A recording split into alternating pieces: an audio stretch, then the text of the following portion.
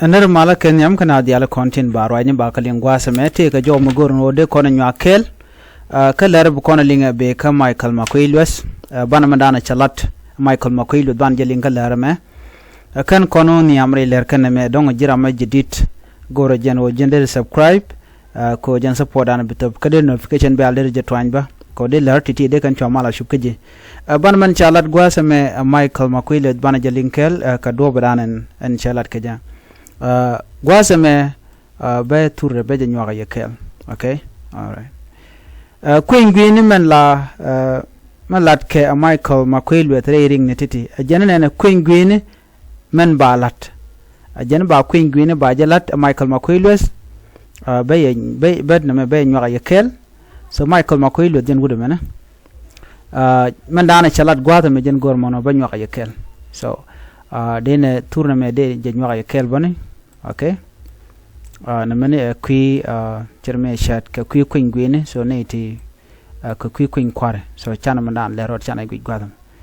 alam men chala da Michael Makwilwas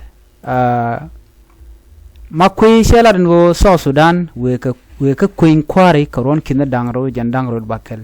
ajana ba kuëny kware ba jalat karon kinda dangro wi jandangro wi bakel Michael Makwilwas da kan konon yam kaja Michael Makwilwas ajaram la leri alat ka kum kirma yadit ajaram dana nyir nuääri along reitekada Michael Makwilwas an mbe rato de elia teletong mshaman bak agwan kashka mala jagorno banay dial bakal lat kach mi mo chatok so Michael Makwilwas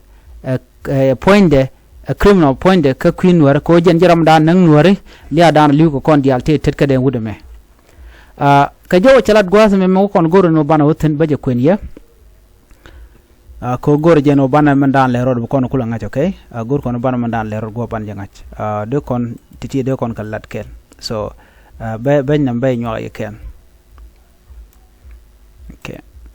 men chalat gwas me men goro be nyoa yekel a jom mi cha kwen fonde Michael Makwilwas are ler kaname teg mi cha kwenten goro de kon diala ko ling ka do badan en cha kwen kaja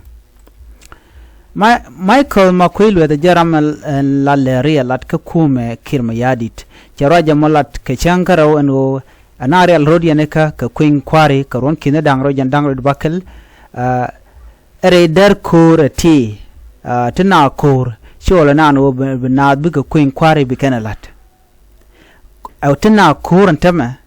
gwad man nakan waratin shode reide ite ka kuëny kware ke kuëny balat dio je Michael Makwilwas den cha yong dio ja den cha yong ko kong gwad lad na metin shamal ko mi mala cha jo me cha jedelat ate kor nakana dio je kuëny mishalat atin warte tin dio ja shi kantin nuääri dan bong wan chigen tin an bi lat kantin te koken ka dio jeno shi kuma spela go chedetin ajen kana negatin content ka bontin golden ko kan kala marginalize ne re kon let ken ke jek te tel jow te tel milyanka ajen bu kuma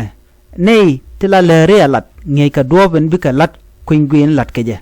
kare jam la do badan ba kuëny ba lat keje jen ne to bne ko kon ngej bi ken message ni ki information bi kan kula nangrar sianga dana wo kuëny we tok jen bi kana kon trend ku na la trend di bigana train kalat kaika war kalan muka ko ngaje gwanu en kuëny shebe tuok kamu tuok bigana larlo in their favor ko be partner ken jen dan ten jen muku ken tam ku ken wi ku ken yaratem lat ken ite ko kuëny en balat kana kan nuääri awu ken ga nang naga kantini ken anyok kuëny ba je laddi kana ideal ka ko faji kem anga me be wure wich ke 2026 wal bunaw kuëny bunaw kwaine ko faji kem yeah I remember right mi chala no ramno go biso Sudan bo nyam ajen ka kem abre wi ko Sudan dio je che yong foine cause adobo di ande ran jen jaga kem tele kon mi ken re alaka ku kana target nakana e weye dien mo den awre wi ka juba ka jam kwan mi nakana tin ni ne de kon kan tam kan de kon de ko faji kem ne de kontin te wang tin dawo jen tama akane de kon nakanka ne te refugees te kon de chukula dot gwada chikin warnak tin ke 2013 ajen ngot kan kamana kan ka tama ku kan ga target ke 2025 to kontena so malat makwelweda che chong Michael makwelwed dunde jen ein human ja jien chiran mugi kona leini jen ko tilara gandial chiga to go to de nazo nyam kaja jinna wala kona rel ni shinduka bukulu ko take stable ma bukwany kuin kware re kore me nga bugo kulo computer nga mu bugo kulo chong ka chi ramadan dong de kulo jogo no mlede mo me jek che joj ka che watch ba kuin gwin ba kulo ladede gwan mi chi power ke liu chi denang chi tega lwang ko me lero den tama re wika so Sudan ke jen gwasa me ne dial nen yen ga ku de fak ku ga rodien declare no ke lo yal ka kirma yadit chang we maragwada ko tok tin re ke juba ba bay ke ben kan yen menen alati dial ti chicken bo tok bang so Sudan mo kana kon kep ko kor chi mal che ben ajen let kirma yadit ala dictator ram dictator cha we ke normally be jen wi kwam cha jen la liuni jen wi kwam kirma yadit gor ke no be liwi kwam ko che be men ben pin mu ben pin be kan ngaje no chi kuma che tol anyok do dan betul geje ne re kontla politician ko ne bi de tama ti loke da kring chartin leave kanu e kirma yadit men ben pin be angam boten ko ne dial nyet karodian la rama we bumnugan so rama me tele mi longa an long dor so ne men right now jen dana talk. So Michael McQueen is busy lado jimi dia ka kwa false information kwa ka spread ke cha tok chagalat chana nak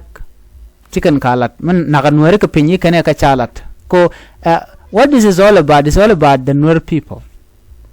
By the way tindi alarga jubela ga queen nuere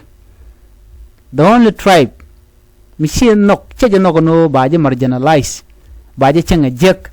ka dorin jegren konen telemengai kana. So whatever information she come out of Makwelwet is directed to the Nuer people. Ajane suffering of Nuer people je chalat ki media ne.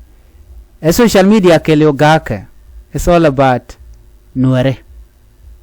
So nyir ka kon ikola Nuere. Ngeje gaten talk. Tin ngejo gwante arana nga. Arama nekona nga. Whatever message michi barara yiki juba. Ten post again the social media ngaje jen wo kwa direct ne ka kon anime gan war mi kwin wak de jalaro no so Sudan murala meta murala kwin wore ne de kwa target ngane kan wore ram jeg chal ram jeg nga wore jina han so mu gijiro lo jin useless by the way ti jin part of Nuer people ne de la useless ne ka juba ene gan wor kan mo mu bomone gwan ter jani ko ci janga gor no te karam ngin wak mu de roch ajen menen yenen tama eram mo ngay ngok la kana gorno be kana target the same thing by the way ngay jaga jor ko ken that's what they always do ngay kan mo no ngi ti ngok long baji gorno baji target ken ajen yen ke pot kanga jemo ko petroleum tel ma chalar mi yen kan dakro ma chade kan dakro ma char chu yen but yen kan pot kang ko ngay ngok they know pot kang mi terar man der lat der wina der jagay chika message da ne chitup they know that no rami young man can worry a very sharp membalar buin mon be yadak ko chukon a ken chukon tok chukon lar me gan war mu tok la tok mangingwak la man de na tegla jala de chedwor se ja kompin ne de ko de la useless ne la ngwak la ka kompin ne but a real person me dier ga ku wi nware ba tok be yiglat so melan Michael McQueen be the gwaza me ko ne ko la nware la de jen go ba kwing gene ba je lat karon kin dangraw di jen dangraw bakkel kala de jen go ba ne itu wan ba ka trend ne de content be leer bu kan ko ya lat ka kwing gene en we dan de kwing gene ko lat ka je anga bu ko lo rajo ka jen ku na restrict kwala wala na wodi kana kan ware so gor kan wodi ne tin kon tin la journalist kin la roki media ba ka silent chang ro kan bular ko changa dana wo queen gwen we to wala tok mi be wo nyam chamalat kana me ala queen gwen ba jela in their favor micha kana kan la in their favor be kan queen gwen be kan rik queen kwar be kan rik mi nyono be ka voting be kan kwal so tele queen gwen mi de lat ka na kor cha dem tok la lat kana me ne ti dictator ramel kwel mi jegla jala de la ko la toga yo be queen gwen chulat gwaza dan in absence of the opposition party gwa tene ti be kuin gun be lat be ne gatin tie ga jetin konen che widien che ka yar na ba yu kep ko bomba na be ko bur balaro no sha bo tingi cha jala ene sha kwan en elected by the people kwa kwan ne ideal so no mo be parmero dien be chu tagrar e cha ja kwan ci Uganda ne ci kan la ne Museveni cha jalat me che voting che jerik me dana tika ka pool kana wudu me kana Bobby Wine me che ngaje no is losing show vote cho jakwal tiken ke valid box ne ti chicken ko lat golka ti cha chunen to kwai ka gwadan bugitin cha ka gor so show vote cho jerik cho jen cha kwer me waro ina cha ro cha kwanyana de ngule le ci do togo nono ci Bobby Wine do na nyur ka tara chebet. So the same thing will happen ka South Sudan ne de ti ne yen gati this drunkard guys Charlie Makwel were there they je kan ngai te kwang Charlie Makwel wet te la de kan dial ka wrong den mi di mi shit kan no me de gore mal me de goro de na te kamara yi ka South Sudan la ni nying daka roje shit ga gan method they don't want peace kan ne ti kamal la ja gor ke ramdi jala mala jala da ko la lan ti chiro lot ba ko lo de arami din mi chira na mane ma yong kwang dadu yong kwang metel melinga so go no to banwar ba kana ko ni wala kan na I'm really sorry ka tin ko let kan ka na kan kon Nasser ulang lungushuk mayom fangak yi nwar de alko ga target e ke kwinga ke kwi dakring machar bat chi kwi dakring machar ne de kon sha blind full ko ma kirma yadit na ga kon nwar ko ko kon nwar cha kon na ke kwi dakring machar la ga se clear news ndana chela dia la ring machar mi wana gaje kum so Sudan montama dara chuot kelio ne di wan tem bi na ko gwi ke jen go ane alen meladam ba chenga che jen ba ngaje no tel option do dien ko te rambu to go kam ne alnyo ke kim yadit eno te melade bi kim yadit ba na ba to ka nagan chenga mo rama dola je karwa de ring machar ko mu weje to go no be je tap ki be je nak bi amanda na bu to ka so Sudan bi anen ba wina ba ga gay along so jo me de nyara yekel ka kwi Michael Makwelwes ana Michael Makwelwes ajaram nang nueri kana janken tin ko kien chit ke polnang cholton balok bulmil point kirma yadit kana ne kyan ne ken diala konde char latin no na kanwar so 2026 telum shala kwingwen mu kwingwen wo tuok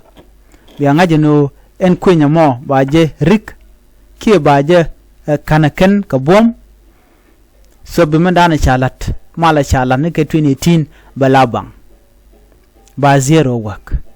ko anga bi vodo kene de kono de vote cha ka joj anga mi bu war ga bi yor ite ka kwer mu kwanya kak ne dial chi go ka kem amene jang chi ka kem ko ne dial nadwal ke letimo right ka wich ka muni chi goro de mal der tan chi ga ringen jikana woire wi ki jup chikan go tawrul to gol ne te gare ke lamre wi ka South Sudan chikan goro ma tele mal yakaka man goro ka rada mal only mal but lokan mal